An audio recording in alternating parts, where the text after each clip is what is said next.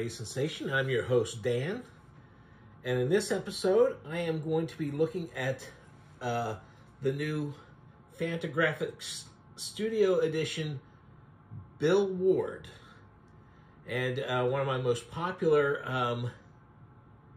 videos is an earlier one of Bill Ward's art and cartoons and a history of his life. This huge book is actual size of Bill Ward's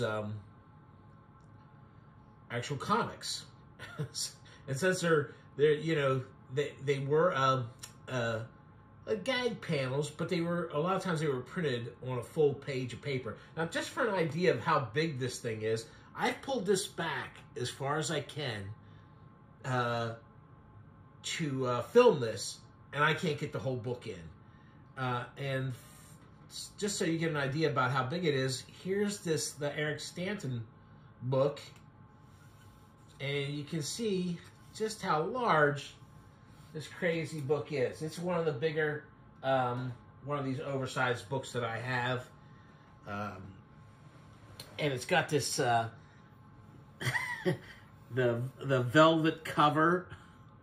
Raised velvet cover with silhouettes of Bill Ward's women on them. And, wow, this is, I mean, just look at the size of this thing. It fits. Bill Ward is, I think if you're clicking on this video, you at least have some idea of who he is. You might watch the other video about the other book, so I won't go into it too much. But, I now appreciate, really, how he got the details and stuff. Basically he worked so big because he liked to draw big. He liked the tools he used and the pencils and the crayons and the different things he used to make his marks. He needed to draw big. This is a current pinup model who does work in the in an old-fashioned way, and she's talking about the influence Bill Ward had on the pinup models, including the current ones who are, a lot of retro pinup models were influenced by Betty Page and Bunny Yeager, and she makes the case that Bill Ward's artwork had a big influence too. Here's a little bit of this. So he talks about crayon drawings and how he used to do, he would draw on newsprint, which the printers hated because it was so delicate, but it's what he needed to do to get that look. And, a lot of these, consider they're humor cartoons. Most of them are not. I mean, they're not what I would consider very funny. I mean, I grew up with the underground guys, but I used to see Ward's cartoons all the time because I did look at Skin magazines at the time, and he was in them. He was still in them long after he had stopped making them. They were reprinting his comics in different places, and they're both basically gags about how women will get together with any grotesque man as long as you can get diamonds and stuff from him, and those kind of gags. There's actually some funny ones in it. I don't mean they're all bad, but I mean they're so predictable.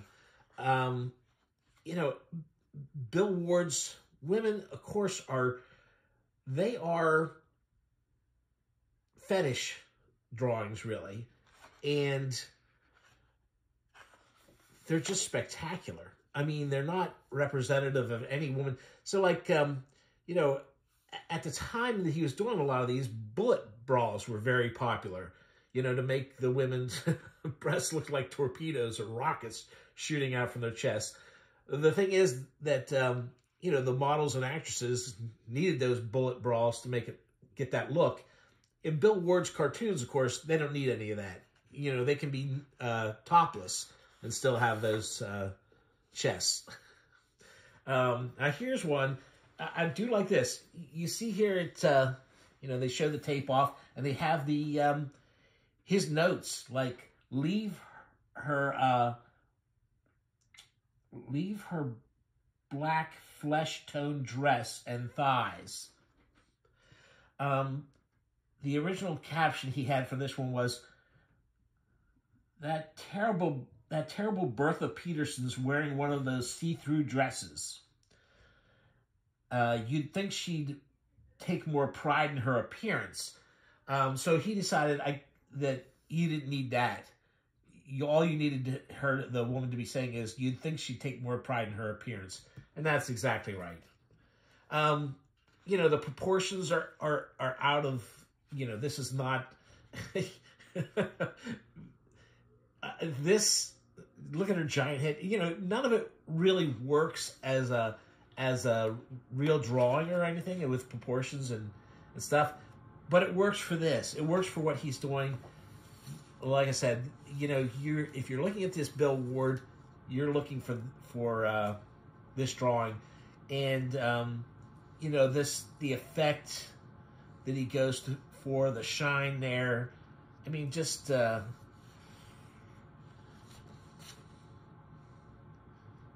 terrific stuff. Well, that's kind of funny because of the way the tree is there in the background. You know, that's a little bit of a mistake to draw it that way.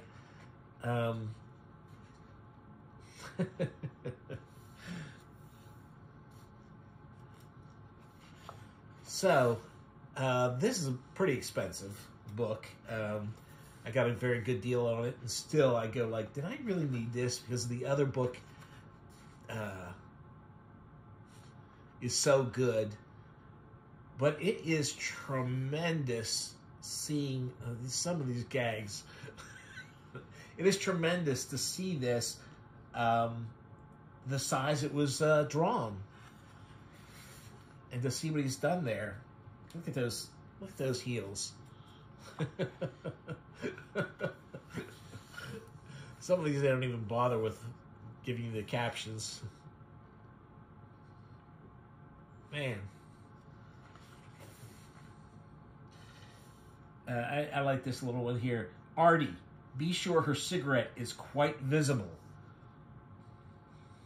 So you see how white that is there. Let's make sure that carries over to the print.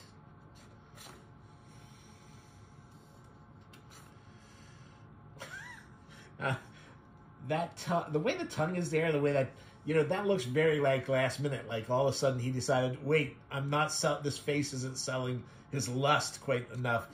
Because that looks like an afterthought to me, the way it's drawn in there.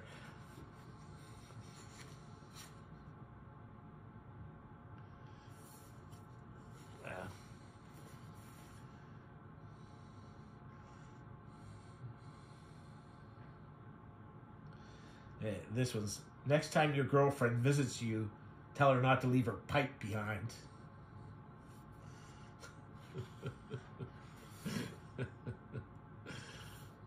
I mean, these are just, his drawings of these women, they're nylon, their dresses, just terrific.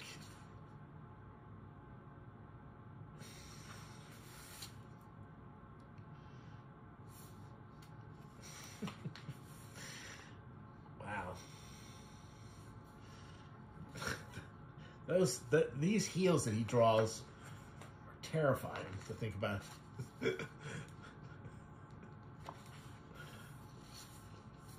Just tremendous stuff. Well, listen, I'm not going to, like I said, I already had that other video. I don't want to go through every single page of this. I think by now you probably get the idea about whether or not this book is for you. Like I said, I got a hefty discount on my copy, so I can't complain. It was still expensive, though. And how many people can afford this? Want this? I don't know. I mean, I certainly, you know, I could have got myself a nice oversized Marvel book or something for this price, but instead I went for this. that gives you an idea about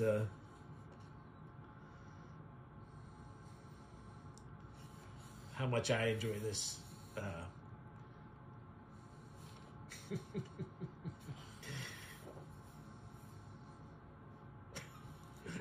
The schlubs he draws. I mean, every 50 comics, he might draw a semi-handsome guy, but otherwise, these fabulous women. And I guess, you know, we're meant to think this Playboy-looking guy is handsome. You know, he kind of looks a little, you know,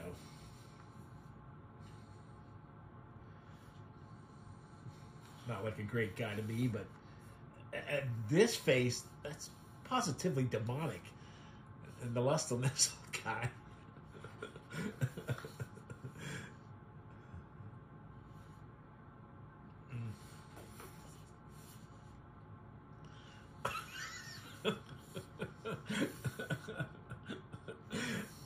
See, they don't even bother putting the original caption on this, but hey.